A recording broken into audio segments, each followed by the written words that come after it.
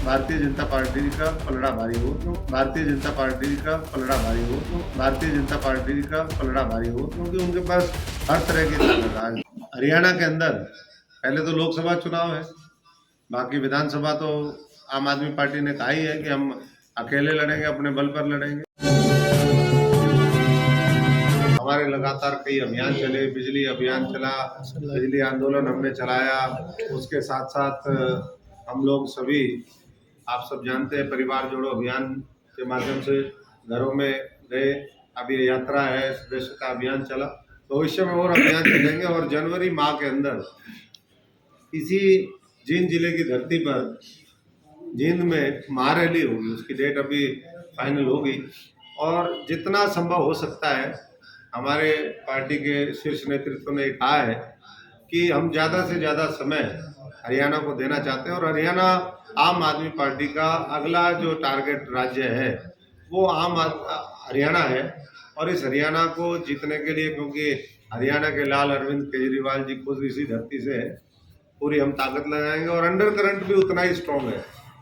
पंजाब और दिल्ली में इतना रिस्पॉन्स था चुनाव से इतने पहले, उससे ज़्यादा रिस्पॉन्स वो हरियाणा में मिल रहा है, जो मैं समझता हूँ कि हम सबके लिए भी बड़े उत्साहजनक है। और सब साथी लगे हुए हैं, जो और साथी जुड़ना चाहें यात्रा के माध्यम से पार्टी के प्लेटफॉर्म पे, तो उन सब का भी स्वागत है। और पहली बात तो सेशन 2-4 दिन का ही होता है, उसमें क्या चर्चा होगी। उसमें वैसे ही एक दूसरे के ऊपर शेरो शायरी करते रहते हैं ये लोग, एक दूसरे के ऊपर बहसबाजी में समय बिता देते हैं। तो ये चैट तो बहुत पुरानी है, उस पर कोई कार्रवाई तो हुई नहीं। घोटालों पे घोटाले हो रहे हैं, और जो जांच बैठती है वो जांच भी ऐसी होती है। तो ऐसे में मुझे नहीं लगता कि संसद से कुछ या विधानसभा से कुछ निकल करके आएगा। जनता को खुद कमान संभालनी पड़ेगी, खुद लड़ाई लड़नी पड़ेगी, खुद भगत सिंह उधम सिंह बनना पड़ेगा, क्रांति लानी पड़ेगी। तभी मैं समझता हूँ कि देश के हालात बदलेंगे। नहीं तो इस मुल्क को बहुत पीछे ले जाने का बहुत लोगों ने षड्यंत्र किया है।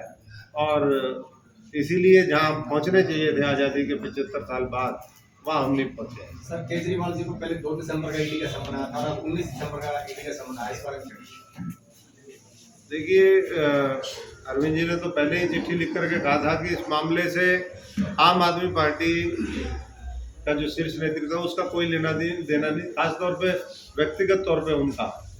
लेकिन बार बार पहले चुनाव जब था उस समय उनको नोटिस दिया गया, उन्होंने उसका कहा कि भाई हम चुनाव के बाद वो करेंगे।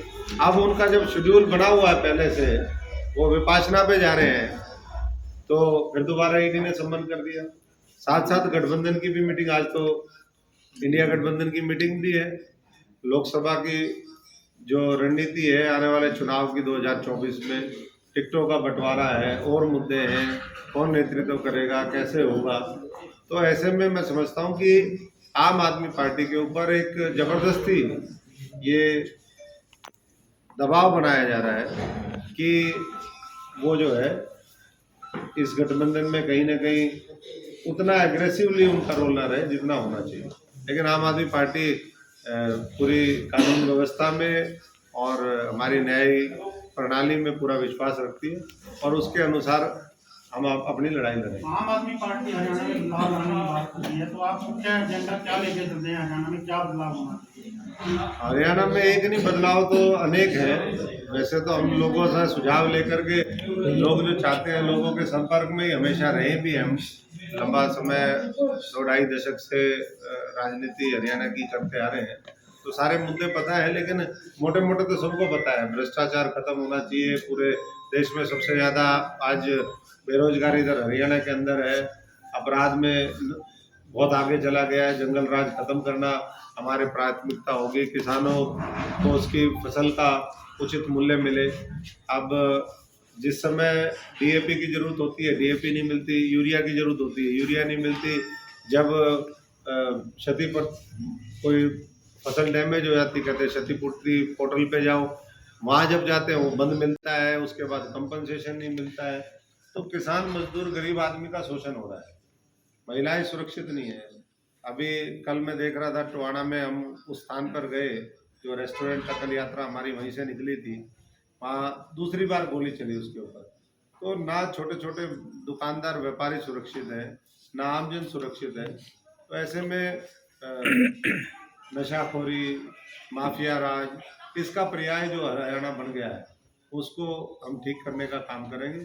और साथ साथ क्योंकि दिल्ली एनसीआर के नज़दीक है हरियाणा, तो अपार संभावनाएं हैं हर तरीके की, चाहे वो टेक्नोलॉजी के क्षेत्र में हो, उद्योग के क्षेत्र में हो, कृषि फूड प्रोसेसिंग की बात करें, तो हरियाणा को, इसलिए हम सब लोग मिलकर के लगे हुए हैं और इसी चुनाव में उसका असर देखने का मिलेगा। अगर मैं समझता हूँ कि इंडिया गठबंधन जिस तरीके से बातें चल रही हैं, तो ये जो 31 सीटें हैं, दिल्ली, हरियाणा, पंजाब और चंडीगढ़, इसमें से कम हम 80% सीटें जीत सकते हैं और जीतेंगे।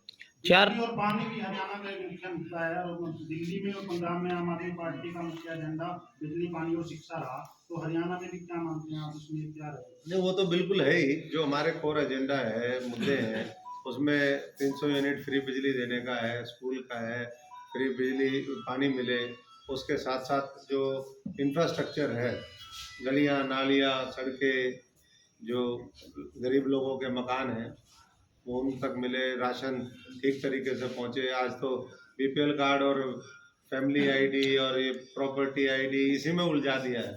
तो उलझन से सुलझन की ओर हरियाणा को ले जाना, ये भी हमारा मुख्य एजेंडा रहेगा।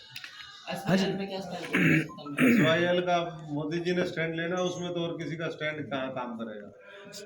सीधा सुप्रीम कोर्ट ने कहा है कि केंद्र की सरकार इसमें पहल करे, राज्यों की मीटिंग बुलाए, पानी का बंटवारा करे।